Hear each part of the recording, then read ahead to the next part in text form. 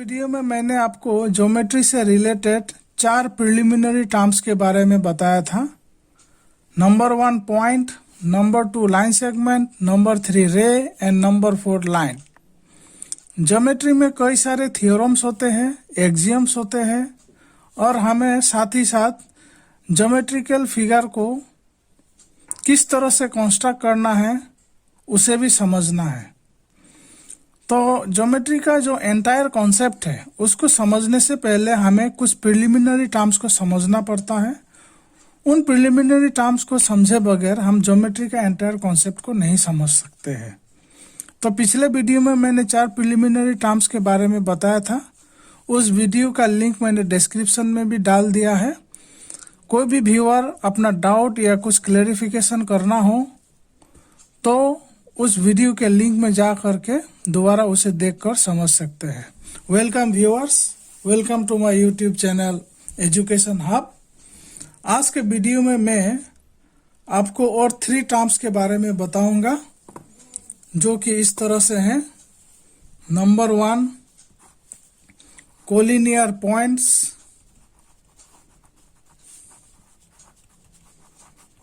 Number 2 non collinear points,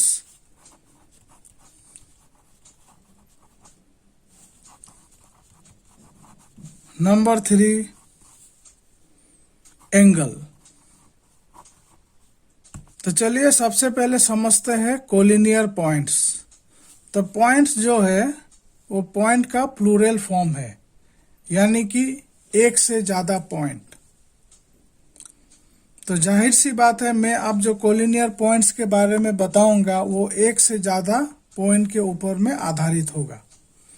तो चलिए मैं यहाँ एक पॉइंट ड्रॉ करता हूँ और एक पॉइंट यहाँ ड्रॉ करता हूँ। हमारे लिए ये संभव है कि हम जो है ये दोनों पॉइंट को जोड़ करके एक स्ट्रेट लाइन बना सकते हैं इस तरह से। हमारे पास और भी ऑप्शन है। यहाँ एक पॉइंट है, यहाँ एक पॉइंट है, यहाँ और एक पॉइंट है। इसमें भी हमारे लिए ये संभव है कि हम ये तीनों पॉइंट को जोड़ करके एक स्ट्रेट लाइन बना सकते हैं। इसी तरह से हमारे पास और भी ऑप्शन है। सपोज यहाँ एक पॉइंट है, यहाँ एक पॉइंट है, यहाँ एक पॉइंट है, यहाँ एक पॉइंट है। इन सभी को अगर हम जोड़ देते हैं तो इसमें भी एक स्ट्रेट लाइन बन जाएगा। इसके अलावा हमारे पास ये भी संभावना है कि मान लीजिए यहाँ एक पॉइंट है, यहाँ एक पॉइंट है, यहाँ एक पॉइंट है, फिर यहाँ पर एक पॉइंट है। अगर हम इन पॉइंट को जोड़ देते हैं तो हमें स्ट्रेट लाइन जो है प्राप्त नहीं होगा।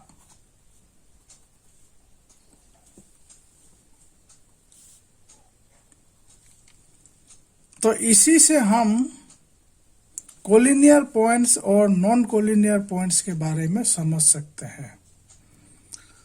जब कभी 2 या 2 से अधिक पॉइंट्स को जोड़ने पर हमें एक स्ट्रेट लाइन प्राप्त होता है, उस स्थिति में हम उस सारे पॉइंट को कोलिनियर पॉइंट बोलेंगे। और जब 2 या 2 से अधिक पॉइंट को जोड़ने पर हमें स्ट्रेट लाइन प्राप्त नहीं होता है तो उस स्थिति में उस पॉइंट्स को नॉन कोलिनियर पॉइंट बोला जाएगा। तो अभी अब इसमें सपोज मैंने इस पॉइंट का नाम दिया ए, इस पॉइंट का नाम दिया बी, इस पॉइंट का नाम दिया सी।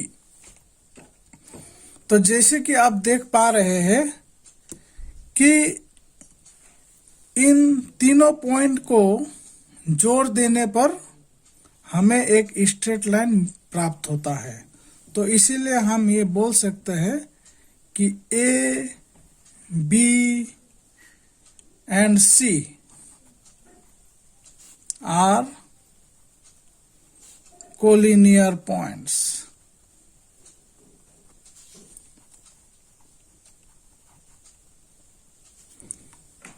और इस फिगर में भी आप देख सकते हैं, मान लीजिए इस पॉइंट का नाम पी क्यू है, पी क्यू, ये आर है, पॉइंट आर, और ये पॉइंट एस। तो इसमें भी आप देख लीजिए कि इन चारों पॉइंट को जोड़ देने पर, ज्वाइन कर देने पर हमें एक स्ट्रेट लाइन प्राप्त हुआ। तो इसमें भी हम कह सकते हैं P Q R and S R collinear points.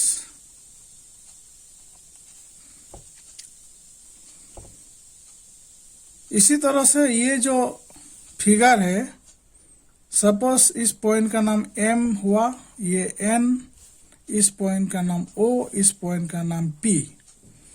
तो आप देख पा रहे हैं कि हम जब इन चारों पॉइंट को ज्वाइन कर दिए हैं तो हमें कोई स्ट्रेट लाइन प्राप्त नहीं हुआ।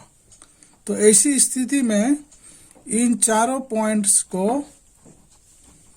नॉन कोलिनियर पॉइंट्स बोला जाएगा।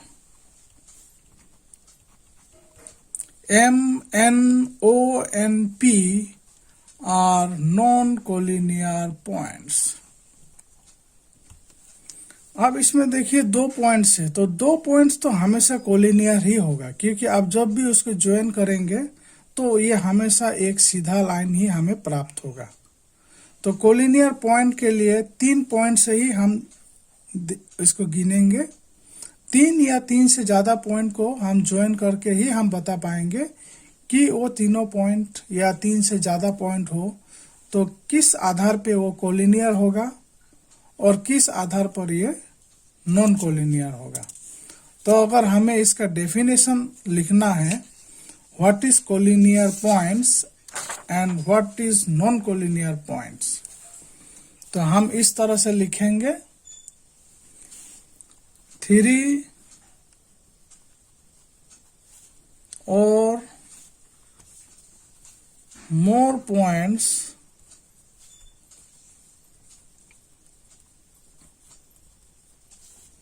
are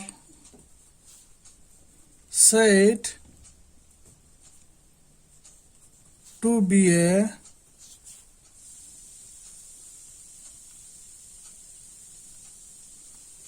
collinear points if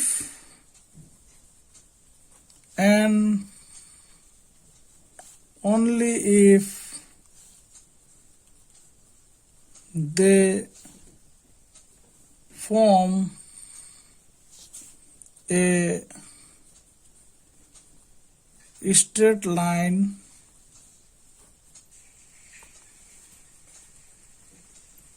or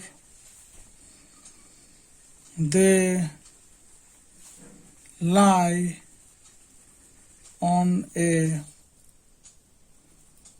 same straight line।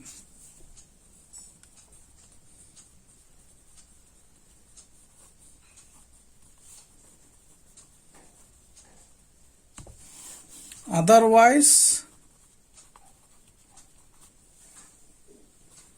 they are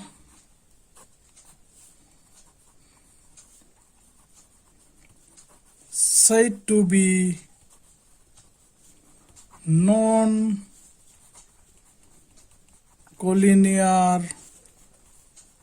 points।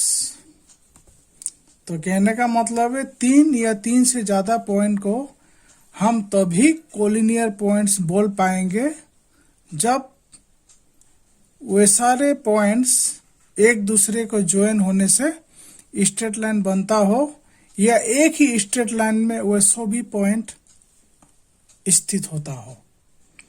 ऐसा नहीं होने पर, अदरवाइज ऐसा नहीं होने पर उन सभी पॉइंट्स को नॉन कोलिनियर पॉइंट्स बोला जाएगा। अब चलिए समझते हैं एंगल। एंगल किसे कहते हैं। अब देख ही पा रहे हैं कि मैंने इस पेपर पर एक फिगर बनाया है जिसे कहते हैं रे। अब हम और एक रे बनाते हैं कुछ इस तरह से।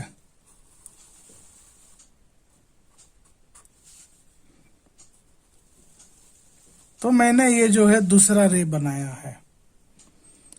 जैसा कि आप देख पा रहे हैं कि इन दोनों रे में, ये दोनों रे आपस में एक दूसरे को मीट कर रहा है।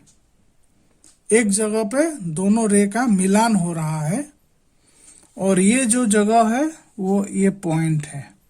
इस पॉइंट पर दोनों रे का मिलान हो रहा है, जिसको कि मैथमेटिकल लैंग्वेज में कहते हैं पॉइंट ऑफ इंटरसेक्शन।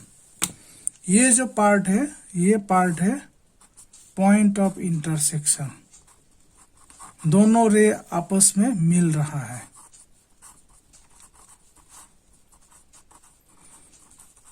अब इसमें कुछ बातों को ध्यान से ऑब्जर्व करना है। सबसे पहले देखिए, इसमें दो रे बन गया। इन दोनों रे का एक पॉइंट ऑफ इंटरसेक्शन है और अब इससे एक फिगर बन गया। ये फिगर किस तरह का फिगर हुआ? ये फिगर एक ऐसा फिगर हुआ जो कि दो रे के इंटरसेक्ट होने से बना है। तो इसी तरह का फिगर को कहते हैं एंगल। तो ये जो है एंगल बन गया है। अब इसमें क्या है, ये जो दोनों रे के इंटरसेक्ट होने से जो एंगल बना है, इन दोनों रे को बोला जाता है आर्म्स ऑफ द एंगल। इस नाम को याद रखिएगा, आर्म्स ऑफ द एंगल।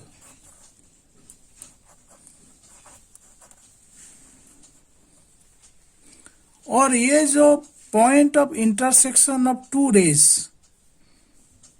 इस पॉइंट ऑफ इंटरसेक्शन को कहते हैं vertex of the angle.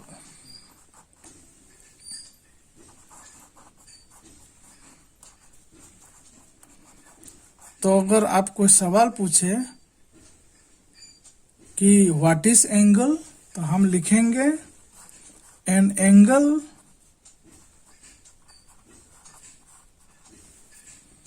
is a geometrical figure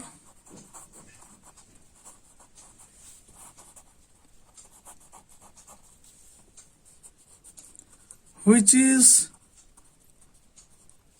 formed by the intersection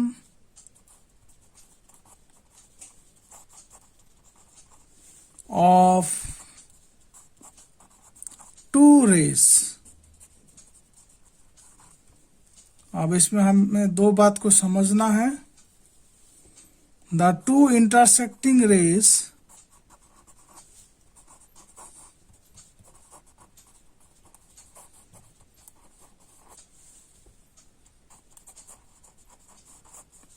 forming the angle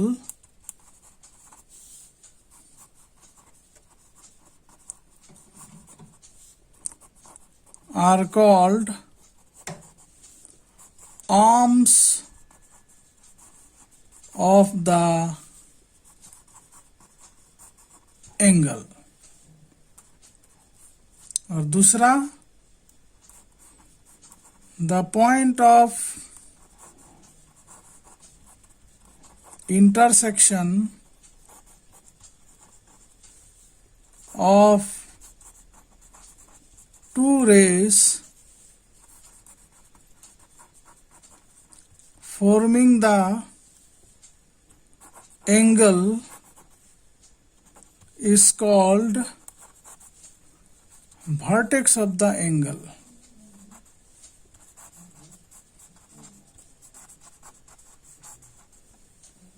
अब हम अगर इस रे का नेमिंग करें कुछ इस तरह से, मान लीजिए ये पॉइंट ऑफ इंटरसेक्शन को हम पॉइंट ओ से डिनोट किए हैं। यहाँ एक पॉइंट ले लिए है ए और यहाँ एक पॉइंट ले लिए है बी। तो इसमें जो वर्टेक्स ऑफ द एंगल होगा ये होगा A. A is the, sorry, ये ओ पॉइंट ओ जो है, ये point O vertex of the angle कहलाएगा, क्योंकि ये पॉइंट ओ जो है ये point of intersection of two rays है। और दूसरा जो है आर्म्स ऑफ द एंगल, तो रे O A and ray O B, इसे आर्म्स ऑफ द एंगल बोला जाएगा।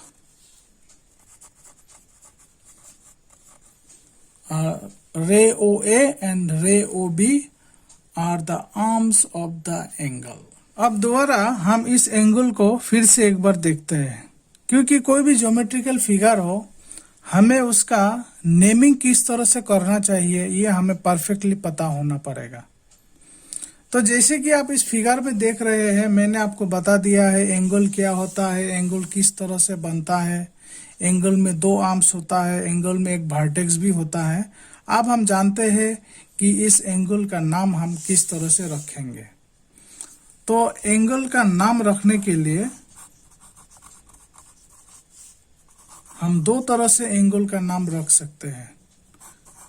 नेम ऑफ एंगल, सबसे पहले हम क्या करेंगे, एंगल का नाम रखने के लिए हम ये सिंबल लगाएंगे।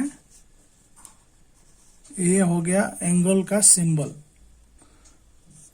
थोड़ा कंफ्यूजन मिटाने के लिए मैं बता देता हूं, इसमें और इसमें फर्क करना बहुत जरूरी है। ये जो सिंबल है ये है लेस देन का सिंबल, और ये जो है ये एंगल का सिंबल है। तो जब आप एंगल का सिंबल लिखेंगे, ध्यान से इसको लिखिएगा ताकि ये देखने में एंगल का सिंबल जैसे ही लगे, न कि लेस देन की सिंबल की तरह लगे। तो एंगल का नाम लिखने से पहले हम इस तरह के से एक सिंबल लिखेंगे, और उसके बाद में ये जो वर्टेक्स है डायरेक्टली हम इसको इस तरह से लिख सकते हैं, एंगल ओ, यानी कि इस एंगल का नाम एंगल ओ हुआ। या नहीं तो हम जो है इन तीनों लेटर को इस्तेमाल करते हुए भी एंगल का नाम लिख सकते हैं। तो इसमें देखिए, एंगल जब हम तीनों अल्फाबेट को इस्तेमाल करेंगे तो ध्यान में ये रखना है कि अल्फाबेट ओ जो कि वर्टेक्स है, वर्टेक्स को हम बीच में लिखेंगे, और बाकी जो लेटर है उसको हम वर्टेक्स के एक दाएं की तरफ लिखेंगे, एक बाएं की तरफ लिखेंगे। तो इस तरह से ये हो गया इस एंगल का नाम एंगल ए ओ बी। या इसे इस तरह से भी आप लिख सकते हैं, एंगल बी ओ ए। तो ये हुआ एंगल का नेमिंग। एंगल का जब हम नेम लिखेंगे तो या तो सिंगल अल्फाबेट जो कि वर्टेक्स से उसको लिख सकते हैं, या नहीं तो तीनों अल्फाबेट का इस्तेमाल करते हुए लिख सकते हैं। ध्यान देने वाली बात यह है कि जब हम तीनों अल्फाबेट को इस्तेमाल करते हुए लिखेंगे तो जो वर्टेक्स वाला पॉइंट होगा उसको हमको बीच में रख करके बाकी दोनों लेटर को, एक लेटर को वर्टेक्स के बाएं तरफ, दूसरा को दाएं तरफ रखना है, और इस तरह से एंगल का नाम लिख जाएगा। लेकिन लेकिन लेकिन एक कंफ्यूजन हमेशा क्रिएट हो सकता है। उस कंफ्यूजन को मिटाने के लिए आप जो है हमेशा ये आदत डालिए कि एंगल का नेमिंग 3 अल्फाबेट्स के द्वारा ही आप लिखें। वो कंफ्यूजन किस तरह से हो सकता है, मान लीजिए मैंने अभी यहाँ एक एंगल बनाया है, इसमें देखिएगा आप इस पिक्चर को ध्यान से देखिए। इसमें मैंने वर्टेक्स चलिए ले लिया हूं ए, ये एक रे हो गया बी पॉइंट में, यहाँ एक पॉइंट में डाला सी, यहाँ एक पॉइंट डाला डी। अब इसमें देखिए 3 एंगल्स फॉर्म्ड हो रहा है, 3 एंगल बन रहा है। एक तो ये बन रहा है, एक इस तरह से बन रहा है, और एक इस तरह से बन रहा है। तो अगर अभी हम मान लीजिए एंगल ए लिखते हैं, एंगुलर लिखने पर हम ये तय नहीं कर पाएंगे, डिसाइड नहीं कर पाएंगे कि ये ए किसको रिप्रेजेंट कर रहा है, इस एंगल को या इस एंगल को या इस पूरे एंगल को। तो इसमें कंफ्यूजन की स्थिति पैदा हो गया। तो इसी कंफ्यूजन को मिटाने के लिए बेहतर यही होगा कि अगर हमें ये एंगल को लिखना है, इस एंगल को, तो ये तो हो गया आपका वर्टेक्स ए, और आर्म्स के हिसाब से ये बी, इधर एक बी पॉइंट है, एक यहाँ सी पॉइंट है, तो बी सी, तो ये हो गया एंगल बी ए सी। तो ये जो एंगल है, अब इसमें कोई कंफ्यूजन की बात ही नहीं आएगा कि एंगल बी ए सी कौन सा है। इसी तरह से इस एंगल को अगर हम 3 लेटर्स का इस्तेमाल करते हुए लिखते हैं तो ठीक वर्टेक्स को बीच में लिखना है, और इस रे में और एक पॉइंट है सी और दूसरा पॉइंट है डी, तो सी और डी यहाँ लगा दीजिए और इस तरह से एक एंगल बन गया जो कि ये है एंगल सी ए डी, और इसमें कोई डाउट नहीं रहेगा कि एंगल सी ए डी कौन सा है। इसी तरह से अगर हम इस एंगल को लेते हैं तो इसमें भी आपको ए हो गया वर्टेक्स जिसको हम के बीच में लिखेंगे, इस रे में जो है बी पॉइंट है, इस रे में डी पॉइंट है। इस तरह से हम इसमें अगर ये लगा देते हैं तो ये हो गया आपका एंगल बी ए डी। तो आप एंगल बी ए डी कौन सा है, आपको कोई डाउट नहीं होना चाहिए कि एंगल बी ए डी यही है। तो इस तरह से हमने जाना कि एंगल क्या होता है, एंगल में कितने आर्म्स होते हैं, वर्टेक्स क्या होता है, और एंगल का नामांकन, एंगल का नेमिंग किस तरह से करते हैं, मैंने आज जो है आपको इस वीडियो में बता दिया है। वीडियो को लाइक और सब्सक्राइब जरूर कीजिएगा, बेल नोटिफिकेशन को जरूर प्रेस कर दीजिएगा ताकि अगला जो वीडियो आपको मिले सबसे पहले आपके पास पहुंच जाए। उम्मीद करता हूं आपको आज का जो ये टॉपिक है आपको समझ में आ गया होगा। अगर किसी को कोई डाउट रहता है तो उस डाउट को क्लियर करने के लिए आप हमें कमेंट बॉक्स में पूछ सकते हैं, हम आपके सवाल का जवाब देने का जरूर कोशिश करेंगे। वीडियो को देखने के लिए बहुत बहुत धन्यवाद। मिलते हैं अगले वीडियो में एक नए टॉपिक के साथ।